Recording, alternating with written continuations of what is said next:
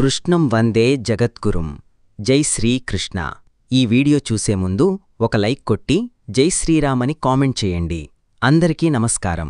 ప్రతి 3 సంవత్సరాలకొకసారి అధికమాసం వస్తుంది. ప్రస్తుతం అధిక జ్యేష్ఠమాసం నడుస్తుంది. అయితే ఈ అధికమాసంలో వచ్చే ఏకాదశికి చాలా శక్తి ఉంటుంది. ఈ నెల మే 27వ తేదీన పద్మినీ ఏకాదశి ఏర్పడుతుంది. ఈ ఒక్కరోజున లక్ష్మీదేవిని, విష్ణుమూర్తిని పూజించి మీ మనసులో ఏది కోరుకున్నా సరే మీ కోరికలన్నీ ఖచ్చితంగా నెరవేరుతాయి. లక్ష్మీదేవి సంచరించే ఈ పద్మినీ ఏకాదశి పూజా విధానం, పాటించాల్సిన పరిహారాల గురించి ఈ వీడియోలో తెలుసుకుందాం.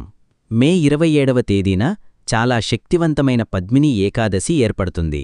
ఈ ఏకాదశి రోజున ఎవరైతే ఇంట్లో దీపారాధన చేస్తారో అలాంటి కుటుంబానికి 7 జన్మల దారిద్ర్య బాధలన్నీ తొలగిపోయి ఇల్లంతా కనకవర్షంతో నిండిపోతుంది. కాబట్టి ఈ అద్భుతమైన ఏకాదశిని అస్సలు వదులుకోకండి.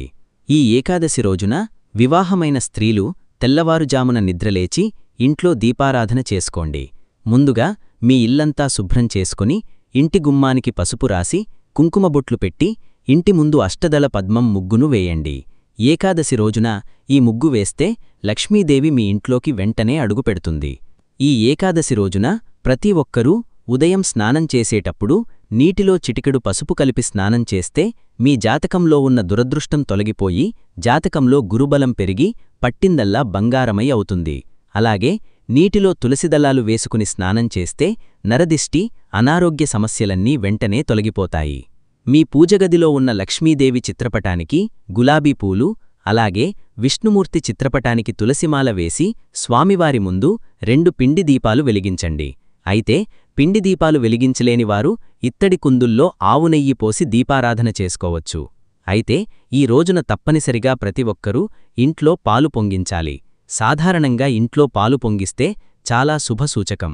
కాని ఏకాదశి రోజున ఇంట్లో పాలు పొంగిస్తే మీ ఇంట్లో లక్ష్మీదేవి తాండవిస్తుంది. కాబట్టి ప్రతి ఒక్కరి ఇంట్లో పాలు పొంగించి ఆ పాలతో పొంగలి చేసి విష్ణుమూర్తికి నైవేద్యంగా సమర్పించండి. ఏకాదశి పూజలో నైవేద్యంగా అరటిపండ్లు, పొంగలి, పులిహోరం, పానకం మరియు వడపప్పు ఇలాంటి నైవేద్యాలను స్వామివారికి సమర్పించాలి. అయితే మీరు ఏ నైవేద్యం సమర్పించినా సరే నైవేద్యం పైన 2 తులసిదళాలు పెట్టాలి. అప్పుడే మీ నైవేద్యాన్ని విష్ణుమూర్తి స్వీకరిస్తాడు. ముఖ్యంగా ఈ ఏకాదశి రోజున ఇంట్లో ఉన్న ఆడపిల్లలందరూ కాళ్లకు పసుపు రాసుకోవాలి. అలాగే ప్రతి ఒక్కరూ పసుపు 2 వస్త్రాలు ధరించాలి. వివాహమైన స్త్రీలు తప్పనిసరిగా కుంకుమబొట్టు పెట్టుకోవాలి. మీకు పసుపు కొమ్ములు అందుబాటులో ఉంటే మీ పూజలో పసుపు కొమ్ములు పెట్టి పూజ చేయండి. పూజ పూర్తయిన తర్వాత ఈ పసుపు కొమ్ములను మీ పర్సులో కానీ మీ బీరువాలో కానీ పెట్టుకుంటే మీ ఇంటి ఆదాయం విపరీతంగా పెరిగిపోతుంది. ఈ ఏకాదశి రోజున తప్పనిసరిగా ఓం నమో భగవతే వాసుదేవాయ అనే మంత్రాన్ని కనీసం 21 సార్లు లేదా 108 సార్లు జపించండి. ఈ మంత్రానికి ఉన్న శక్తి అంతులేనిది. ఈ రోజున ఇంట్లో పూజ చేసేటప్పుడు ఒక రాగి చెంబులో నిండుగా నీళ్లు పోసి చిటికెడు కుంకుమ కలిపి ఈ నీటి కలశాన్ని మీ పూజగదిలో ఈశాన్యంలో పెట్టుకోండి. ఇలా చేస్తే మీ ఇంట్లో ఉన్న నెగటివ్ ఎనర్జీ మొత్తం తొలగిపోయి మీ భర్తకు ఆకస్మిక ధనలాభం కలిసి వస్తుంది. ఇక చివరగా స్వామివారికి హారతీ కర్పూరం సమర్పించి మీ పూజను ముగించుకోండి. ఏకాదశి పూజలో స్వామివారికి హారతి ఇచ్చేటప్పుడు 5 కర్పూరం బిళ్లలతో హారతి సమర్పించాలి. ఏకాదశి రోజున తప్పనిసరిగా తులసికోటను పూజించాలి. తులసికోటలో పచ్చిపాలు పోసి నెయ్యి దీపం వెలిగించండి. మీ కుటుంబంలో ఉన్న సమస్యలన్నీ తొలగిపోయి మీ ఇంటికి మంచి రోజులు ప్రారంభమవుతాయి. అలాగే తులసికోటలో ఉన్న మట్టిని తీసి మీ నుదిటిన బొట్టులాగా పెట్టుకోండి. తీవ్రమైన నరదిష్ట తొలగిపోయి మంచి ఆరోగ్యం లభిస్తుంది. ఉత్తర దిశలో కుబేరుడు నివసిస్తాడు.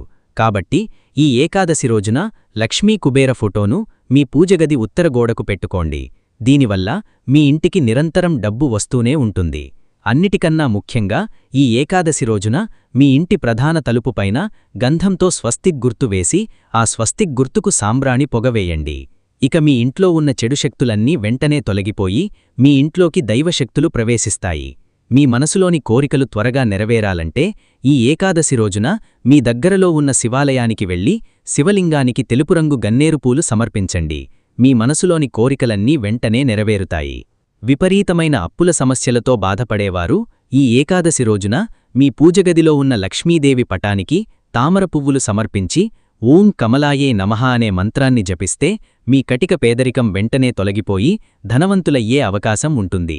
ఇక మీ ఇంట్లో తరచూ సమస్యలు ఏర్పడుతుంటే మీ దగ్గరలో ఉన్న విష్ణుమూర్తి దేవాలయానికి వెళ్లి స్వామివారికి తులసిమాల సమర్పించి నమస్కారం చేసుకోండి. మీరు అనుభవిస్తున్న కష్టాలన్నీ వెంటనే తీరిపోయి మీ కుటుంబంలో సుఖసంతోషాలు మొదలవుతాయి. ఈ ఏకాదశి రోజున సాయంత్రం సంధ్య సమయంలో అంటే 6 గంటల నుండి 7 గంటల మధ్యలో మీ ఇంటి సింహద్వారం గడప బయట ఒక మట్టి ప్రమిదలో 2 కర్పూరం బిళ్లలను పెట్టి వెలిగించండి. దీనివల్ల మీ ఇంటికి ఉన్న నరదిష్టి, మీ ఇంట్లో ఉన్న దరిద్రదేవత ఇంటిని వదిలి బయటకు వెళ్ళిపోతుంది. ఇక మీ ఇంట్లో లక్ష్మీదేవి స్థిరనివాసం ఉంటుంది.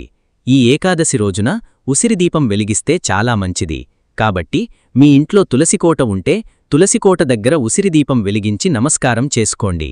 లేదా విష్ణుమూర్తి దేవాలయానికి వెళ్లి ఉసిరిదీపం వెలిగించండి. ఆర్థికపరమైన ఇబ్బందులన్నీ తొలగిపోయి మీ కుటుంబం మొత్తానికి అష్టైశ్వర్యాలు చేకూరుతాయి.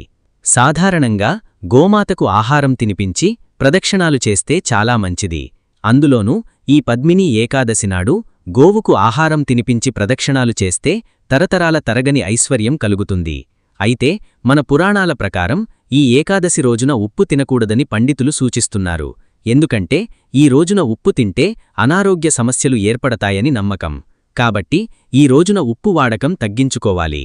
ఇక మీ జీవితంలో ఏమీ లేని స్థాయి నుండి అఖండ రాజయోగం కలగాలంటే ఈ ఏకాదశి రోజున విష్ణుస్వరూపమైన తాబేలు విగ్రహాన్ని తెచ్చుకొని మీ పూజగదిలో పెట్టుకోండి. ఇక మీ కుటుంబానికి అన్ని విధాలుగా కలిసి వస్తాయి. మీ ఇంట్లో తులసికోట లేకపోతే ఏకాదశి రోజున తప్పనిసరిగా మీ ఇంటి ఈశాన్యంలో తులసికోటను నాటుకోండి. ఇక వివాహ ప్రయత్నాలు చేసేవారు ఈ పద్మిని ఏకాదశి నాడు పసుపురంగు వస్త్రాలు ధరించి విష్ణుదేవాలయంలో నెయ్యిదీపం వెలిగించండి. వివాహం కానివారికి త్వరగా వివాహయోగం కలుగుతుంది. ఇక ఈ రోజున చేసే దానాలకు ఎంతో పుణ్యఫలితం లభిస్తుంది. కాబట్టి ఆకలితో ఉన్న పేదలకు ఆహారం లేదా వస్త్రాలను దానం చెయ్యండి.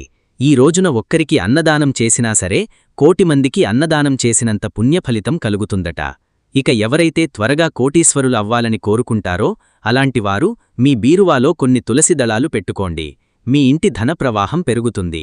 ఈ ఏకాదశి రోజున తలకు నూనె రాయకూడదు.